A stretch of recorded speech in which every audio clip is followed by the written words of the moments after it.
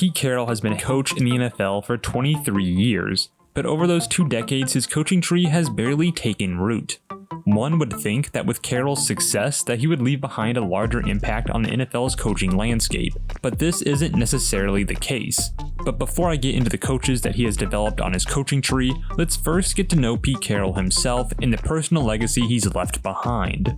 Pete Carroll began his coaching career in the college ranks during the 1970s and early 80s. His success there would eventually lead him to an opportunity as a defensive backs coach on the 1984 Buffalo Bills. That would only last 1 season before he would be given an opportunity with the Minnesota Vikings under Bud Grant in 1985.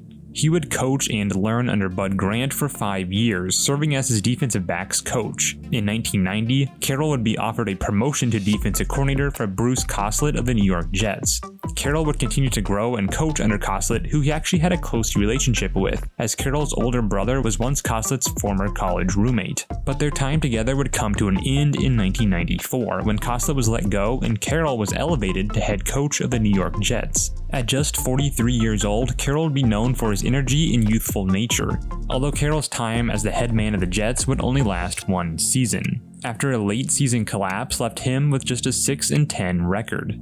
Carroll would be fired and return to a defensive coordinator position, but this time with George Seifert in San Francisco. Carroll continued to showcase his defensive acumen, and after just 2 seasons, Carroll would be offered the head coaching position for the New England Patriots, where he would have to replace the legendary Bill Parcells. He would get off to an impressive start, going 10-6 and winning a playoff game in just his first year, although his subsequent seasons would see a decline in performance, going 9-7 and losing their wildcard game in 1998, and then finishing 8-8 and missing the playoffs entirely in 1999. Pete Carroll would ultimately be fired from the Patriots, but this time instead of returning as a coordinator in the NFL, he would take a head coaching position at the University of Southern California. That turned out to be quite a good decision. Carroll's methods and energy seemed to mesh well with the college ranks, and he revived a dying USC and led them to 2 national championships, and losing a 3rd one in one of the greatest college football games in history, the 2006 Rose Bowl. After 9 years at USC, Carroll was finally ready to make his return to the NFL, and at 59 years old, Carroll agreed to be the next head coach of the Seattle Seahawks. Carroll would go on to coach the Seahawks for over a decade, currently in year 13 in Seattle at age 71. Carroll still brings that same youthful mindset he had back in 1994 when he took his first head coaching position in the NFL. Carroll would start 7-9 in his first 2 seasons with the Seahawks, but in 2012 he would pair up with quarterback Russell Wilson and build one of the greatest defenses in NFL history, the Legion of Boom, to go on an incredible streak, culminating in a Super Bowl championship in 2013. Carroll's Seahawks would then have a chance to repeat in 2014, but fall just short with a goal line interception in the final minute of the game, falling to the New England Patriots in an iconic Super Bowl moment. In his Seattle tenure so far, Carroll would finish with a winning record in 10 of his 13 seasons. His time as the Seahawks head coach would define his NFL career and prove that Carroll wasn't just a college legend, but his style could translate to the NFL level. In his career so far, Carroll has 161 wins, 112 losses, and 1 tie, and 1 Super Bowl championship. So now that we know Carroll's upbeat, aggressive, and youthful style of coaching works, let's look at how it translated to his assistants and see how his legacy might continue to grow through his coaching tree. Well, I'll tell you, it's shockingly not that impressive. In fact, after 17 years as an NFL head coach, Carroll really only has 2 additions to his coaching tree.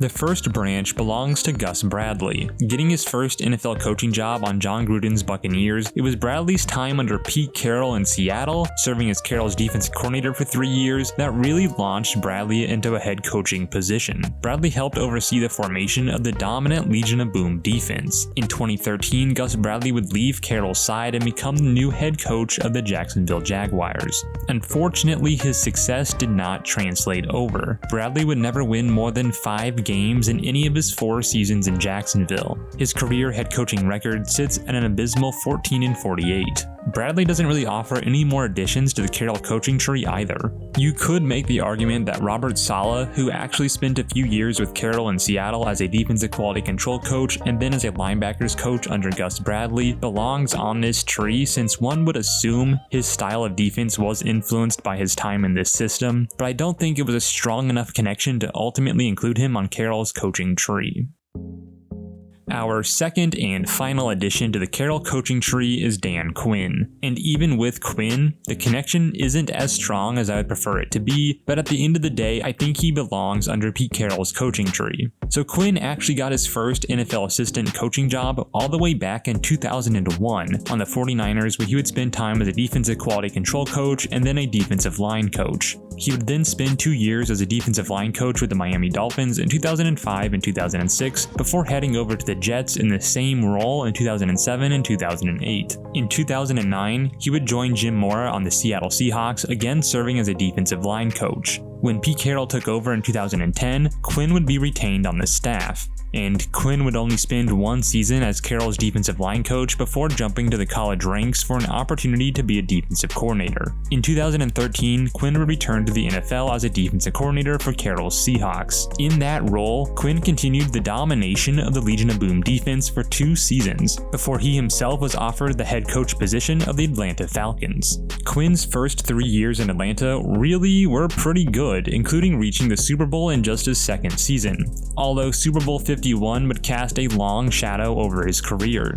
Quinn's Falcons are known for blowing the infamous 28-3 lead in the Super Bowl that would cost the Falcons their chance to finally hold a Lombardi trophy. From there, the Falcons continued to collapse before Quinn was eventually fired after an 0-5 start to the 2020 season. Although Quinn continues to be a strong defensive coordinator, and his name has been rumored in several coaching cycles as of late, so a second chance may be on the horizon. But as of now, Quinn's coaching record sits at 43-42, and he adds no additions to the Pete Carroll coaching tree. And with that, we have reached the end of Pete Carroll's 17 years worth of coaching tree development. Gus Bradley and Dan Quinn, both of which don't have much to write home about. So Carroll's legacy is definitely not bolstered by his coaching tree, but it certainly does not define his legacy. Carroll's coaching influence may not have taken the league by storm, but it was unique enough and good enough to cement Carroll as one of the best coaches of his era, winning both college national titles and a Super Bowl at the NFL level. So how would you rank Pete Carroll? Is he one of the best of his era? One of the best of all time? Or does he not belong on any list at all? Let me know your thoughts in the comments. I'm really interested to hear what you have to say. And if you want to see more content like this, then please press the subscribe button to stay notified of future uploads and to join our growing community. Thank you for watching, and I'll see you in the next one.